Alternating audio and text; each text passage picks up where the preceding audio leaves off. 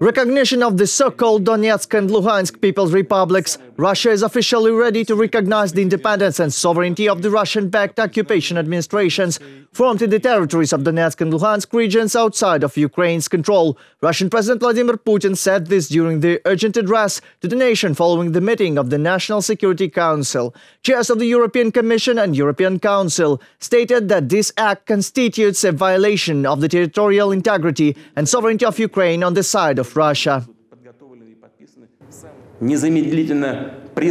I consider it necessary to take a long overdue decision to immediately recognize the independence and sovereignty of Donetsk People's Republic and Luhansk People's Republic. I am asking the Federal Assembly of the Russian Federation to support this decision and then ratify treaties of friendship and mutual assistance with both republics. These two documents will be prepared and signed in the immediate future, and we demand for those who took over and retained the power in Kyiv to immediately stop combat activity. Otherwise, the responsibility for continuing the bloodshed will lay on the shoulders of the Ukrainian regime.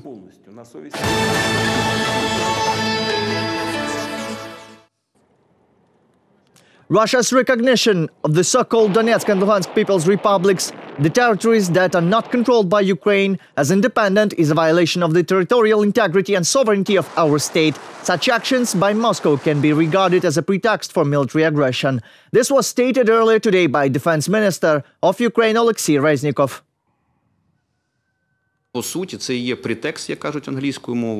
In fact, this is a pretext for a potential invasion due to some deployment of some peacekeepers there, or as they called it. I'm convinced that then the international community, which convincingly claims that it will impose a strict sanctions regime, they will have every right to do so.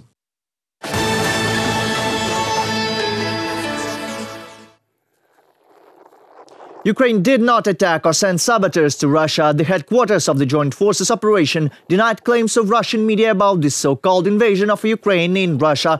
Earlier, Russian Defense Ministry alleged that 2 Ukrainian armored vehicles were destroyed while trying to get into Russian territory. Before that, Kremlin claims that a group of Ukrainian saboteurs entered there. Both infantry fighting vehicles were allegedly shot down by Russian border guards, and 5 saboteurs were allegedly killed. Russia provides no evidence as usual, but as a confirmation of the alleged shelling of the Russian border checkpoint by the Ukrainian military, they show the following video with a damaged building, near which there are no roads or any other infrastructure. Russian media reports on the entry of Ukrainian sabotage reconnaissance group into the territory of the Russian Federation is completely fabricated. I emphasize once again that they did not attack Lugansk or Donetsk, did not break through the border and did not fire at the Russian border point. All these are the products of the Russian fake-producing factory.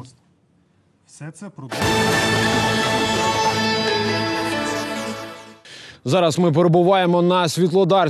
now at the Svitlodar bulk. It is now one of the hotspots of the front. Illegal armed groups are firing 152 caliber artillery and 120 caliber mortars at front positions of the Ukrainian army. Starting from the 17th, 2 or 3 times every day, mortars and artillery all along the front line, both on our position and on the neighboring. You can hear it everywhere. Ukrainian servicemen say Russian-backed militants open fire not only at night but also during the day. Sometimes they might be breaks of a few hours or a few minutes. Either they are moving weapons or they have a break of some kind. Could last 20 minutes or 30. It's up to them how they get it together. The enemy was seen advancing, serving and hiding. After that, a more accurate mortar shot was fired. Ukrainian soldiers believe these shelling attacks are a provocation as the Russian-led militants are placing their equipment, namely artillery systems and mortars, in residential areas located in temporarily uncontrolled territory. In this way, the militants seek triggering retaliatory fire so they could then accuse the Ukrainian army of shelling. But our fighters adhered to the Minsk agreements and did not fire back. Positions from which they deliver shelling of our territories are located in the villages where local residents live. Response fire is not delivered. in order to avoid civilian casualties. It's more like a provocation to get us to start delivering on them. Ukrainian army men are at their positions and ready to give a proper response in case of a possible attack. Reported by Alexander Makhov, Alexander Khlynin, specially from Donetsk region for UATV News.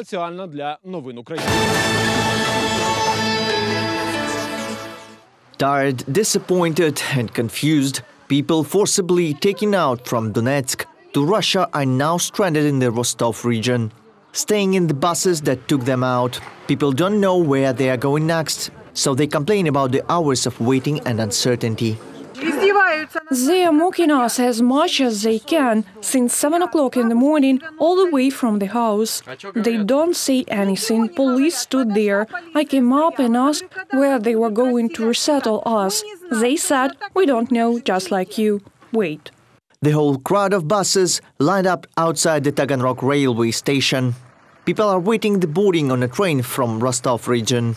Local authorities have no idea where to accommodate those arriving. People are sitting on suitcases right on the streets. Is there some place you can put us to? Could you give the kids any room to stay? It's just that Russia promised, but at the end of the day, sorry, we're right and no one can put us up. Everything is rented, rejected everywhere.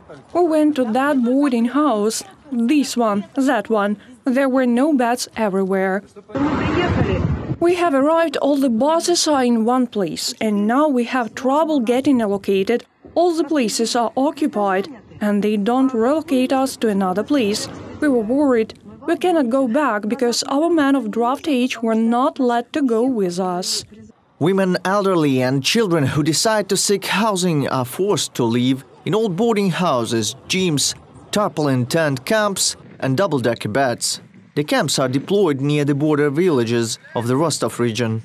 Meanwhile, residents of certain areas of Donetsk and Luhansk regions are receiving text messages stating that their phone conversations are being recorded. This is according to a report of the Ukrainian Parliament Commissioner for Human Rights, Lyudmila Denisova, on Facebook. Also, the occupation authorities carry out forcible military draft of ethnic Greeks. Residents of the occupied territories receive text messages telling them to come to the military draft offices. A criminal record is a threat to those trying to evade. Such actions are clear signs of forced military conscription, which is prohibited by international humanitarian law, in particular, Article 51 of the Convention for the Protection of Civilian Persons in Time of War. It prohibits an occupying state from compelling protected persons to undertake any work which would involve them in the obligation of taking part in military operations. Lyudmila Denisova, Commissioner of the Verkhovna Rada of Ukraine for Human Rights, on Facebook. Due to the mobilization announced in certain territories of Donbass, the uncontrolled part of the Luhansk region may be left without the internet and mobile communications, since the employees of the enterprise are also mobilized. Reported by Nick Starkov and Svetlana Sich for UATV News.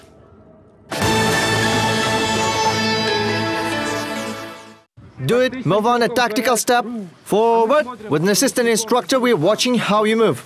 This is how reservists are taught to move correctly on the field in conditions close to combat. Freight mover Vladislav is among them. He had no military experience before. However, he signed a contract as soon as the recruitment to the territorial defense units was announced. The equipment is bought at my own expense. I think there will be more motivated people if they defend their homeland directly where they live, because they know the place exactly, they know how to defend surrounding. In a peaceful time, Andriy is a history teacher, but when required, he comes to the unit's training ground. He earned his first combat experience during the anti-terrorist operation held in Donbass in 2014. Now, as a member of the military reserve, he is bound to defend his city. To be ready to do it, he practices skills. He is a joint ground for members of several territorial defense battalions: tactical, combat, medical, move and shoot. Here they train all the range of critical skills. Study theory first, then practice. Frag grenades are used to destroy fragments of enemy manpower in close combat. It is very important that today they have the motivation to defend homeland, not to attack, but to defend their home, their city, their district. No one takes it away. because patriotism is above all. Ukrainian armed forces contract soldiers go through all stages of training along with reservists. Many of them have joined the armed forces recently, and each one has a different level, so everyone is improving.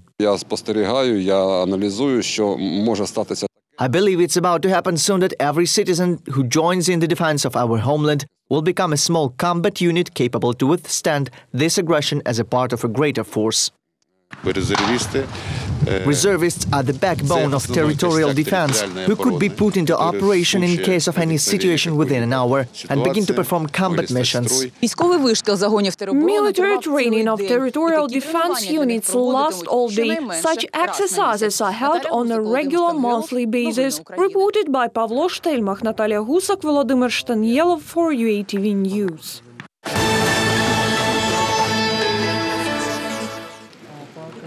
Offering Ukraine a European perspective is the best strategic decision the European Union at present can take. This was stated by Ukrainian Foreign Minister Dmytro Kuleba following a meeting of the EU Council of Foreign Ministers in Brussels. According to him, this will be a clear signal to Putin. No matter what he does, the European movement of our state is irreversible. The deployment of a mission of European military advisors to Ukraine will be another important signal. Moreover, the European Union is ready to provide Ukraine with comprehensive cybersecurity support. As for a possible Biden-Putin security summit, Dmytro Kuleba welcomed an initiative and pointed out the format that would be most preferable for Ukraine.